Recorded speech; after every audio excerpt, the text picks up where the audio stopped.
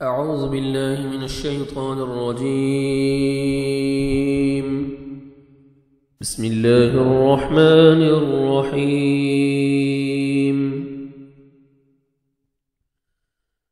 الذين يؤمنون بالغيب ويقيمون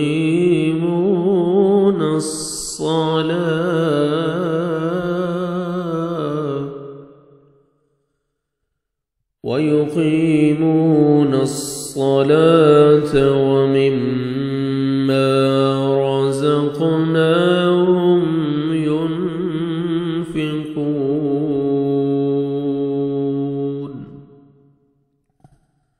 صدق اللہ العظیم. السلام علیکم ورحمۃ اللہ وبرکاتہ.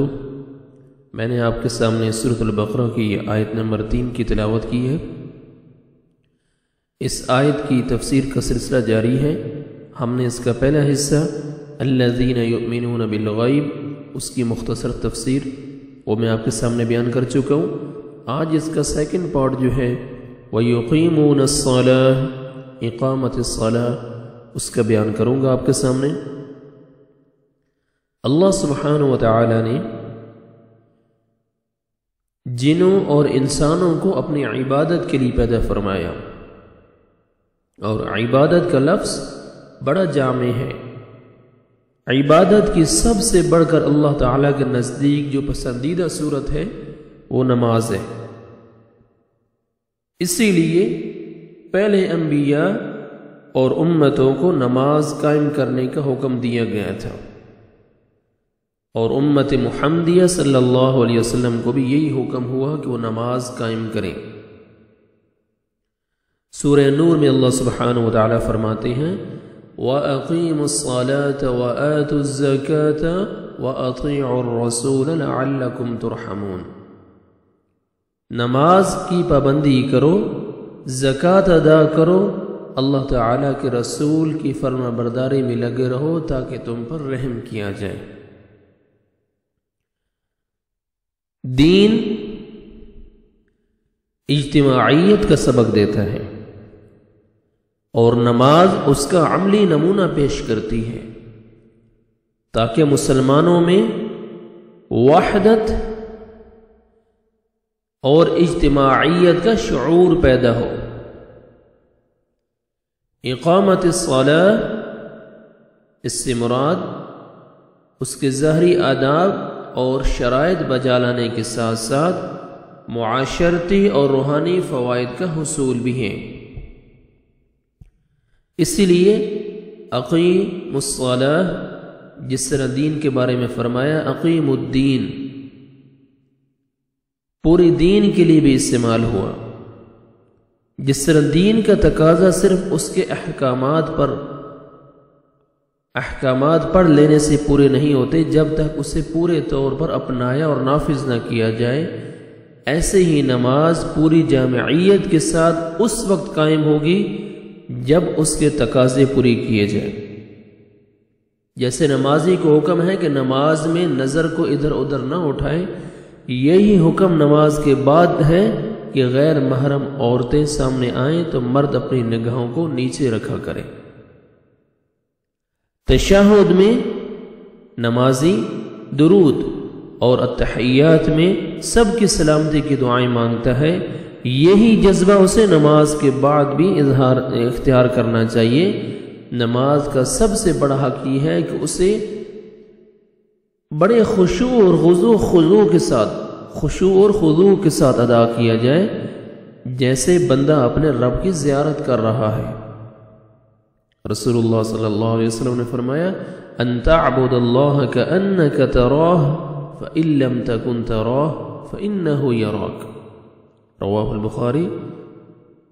اپنے رب کی عبادت اس تصور کے ساتھ کرو کہ گویا تم اسے دیکھ رہے ہو. اگر یہ تصور پیدا نہیں ہو سکتا تو کم از کم یہ خیال کرو کہ وہ تمہیں دیکھ رہا ہے. نماز اس کی فرضیت اور اہمیت کے چند دلائل آپ کے سامنے پیش کرتا ہوں. رسول اللہ صلی اللہ علیہ وسلم کو بھی نماز کا حکم دیا گیا تھا۔ سورۃ العنکبوت میں اللہ سبحانہ وتعالی فرماتے ہیں اتل ما اوحی الیک من الکتاب واقم الصلاة ان الصلاة تنہی عن الفحشاء والمنکر ولذکر اللہ اکبر واللہ یعلم ما تصنعون۔ رسول اللہ صلی اللہ علیہ وسلم کو بھی نماز کا حکم دیا جا رہا ہے، کیونکہ نماز جب آپ قائم کرتے ہیں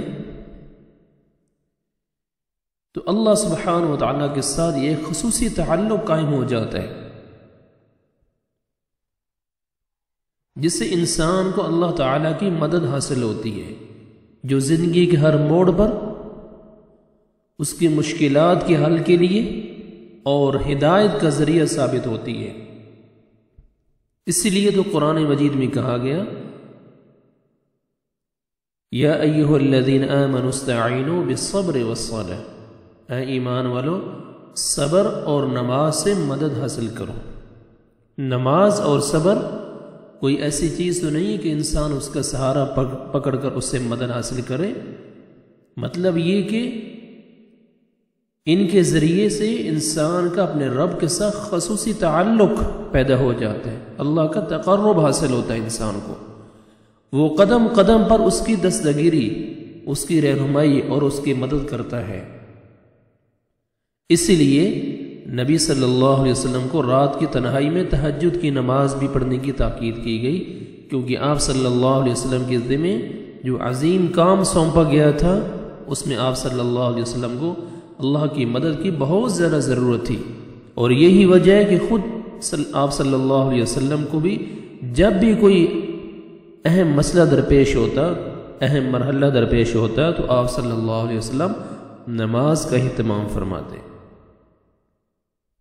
ان الصلاۃ تنہی عن الفحشاء والمنکر، یعنی بے حیائی اور برائی سے روکنے کا سبب اور ذریعہ بنتی ہے۔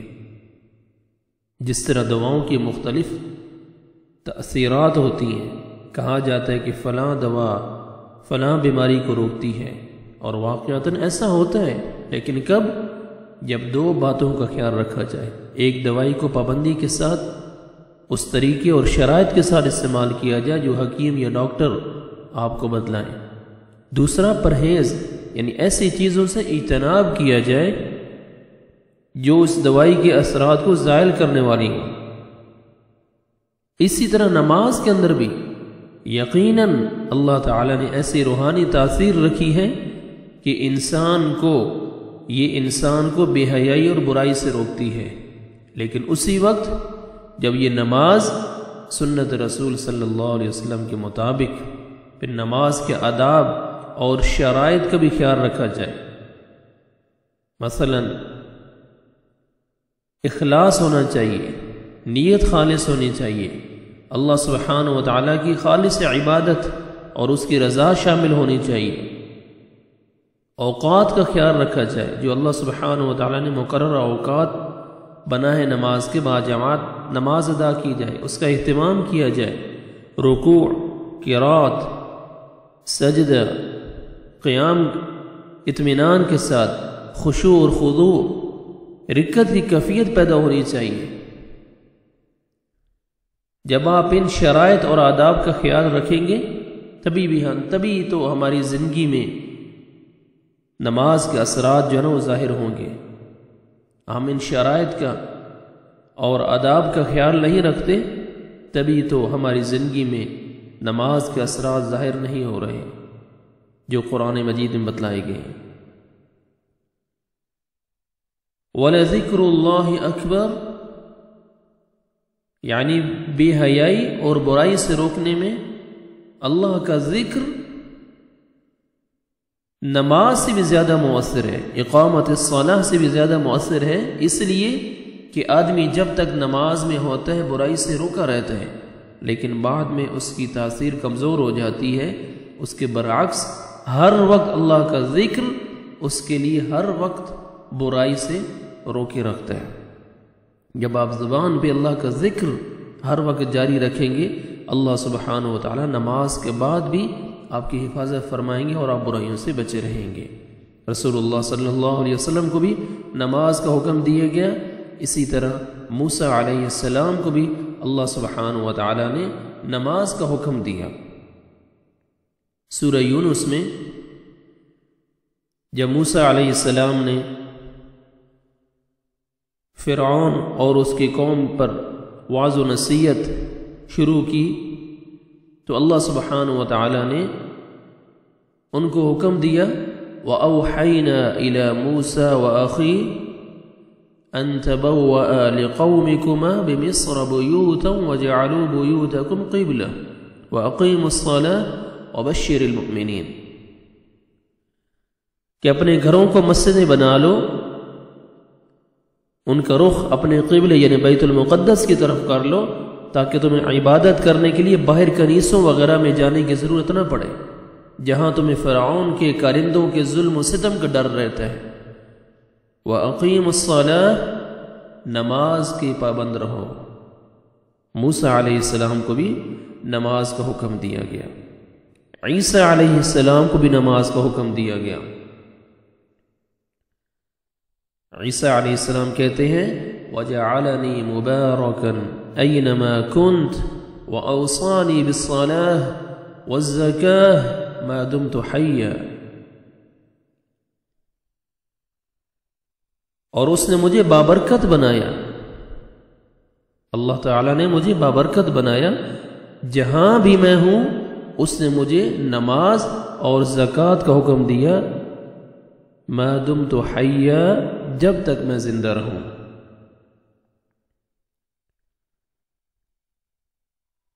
اسی طرح بنی اسرائیل کو بھی نماز کا حکم دیا گیا۔ سورۃ البقرہ میں وَإِذْ أَخَذْنَا مِيثَاقَ بَنِي إِسْرَائِيلَ لَا تَعْبُدُونَ إِلَّا اللَّهَ وَبِالْوَالِدَيْنِ إِحْسَانًا وَذِي الْقُرْبَى وَالْيَتَامَى وَالْمَسَاكِينِ وَقُولُوا لِلنَّاسِ حُسْنًا وَأَقِيمُوا الصَّلَاةَ وَآتُوا الزَّكَاةَ ثُمَّ تَوَلَّيْتُمْ إِلَّا قَلِيلًا مِّنكُمْ وَأَنْتُمْ مُعْرِضُونَ، اور جب ہم نے بنی اسرائیل سے وعدہ لیا کہ تم اللہ کے سوا دوسرے کی عبادت نہ کرنا، ماں باپ کے ساتھ اچھا سلوک کرنا، اسی طرح قرابت داروں، یتیموں، مسکینوں کے ساتھ اور لوگوں کے ساتھ اچھی باتیں کہنا، وَقُولُوا لِلنَّاسِ حُسْنًا، لوگوں کے ساتھ اچھی باتیں کہنا، وَأَقِيمُوا الصَّلَاةَ، اور نمازیں پڑھنا، نمازیں قائم رکھنا، وَآتُوا الزَّكَاةَ، اور زکوٰۃ دیتے رہنا۔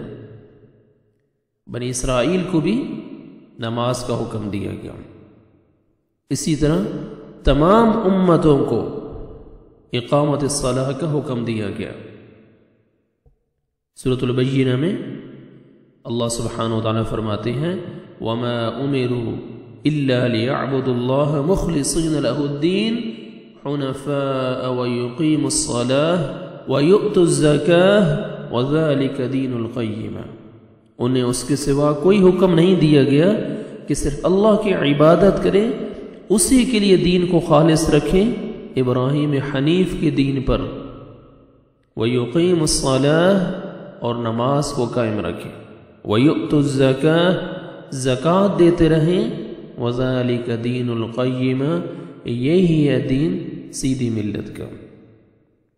تو اللہ سبحانہ وتعالی نے تمام انبیاء کو اور تمام امتوں کو بھی نماز کا حکم دیا، اور امت محمدیہ کو اور نبی صلی اللہ علیہ وسلم کو بھی نماز کا حکم دیا۔ آج کی اس آیت کے سیکنڈ پارٹ میں ہم نے وَيُقِيمُونَ الصَّلَاةَ کی تفسیر کا مختصر ہم نے بیان کیا۔ اللہ سبحانہ وتعالی ہمیں نماز کا پابند بنائے، قرآن مجید کا صحیح فہم ہمیں اللہ سبحانہ وتعالی ہمیں عطا نصیب فرمائے، اور قرآن مجید پر عمل کرنے کی توفیق عطا فرمائے۔ انشاءاللہ اگلے درس میں ہم وَمِمَّا رَزَقْنَاهُمْ يُنْفِقُونَ کا ہم بیان کریں گے۔ السلام علیکم ورحمۃ اللہ وبرکاتہ۔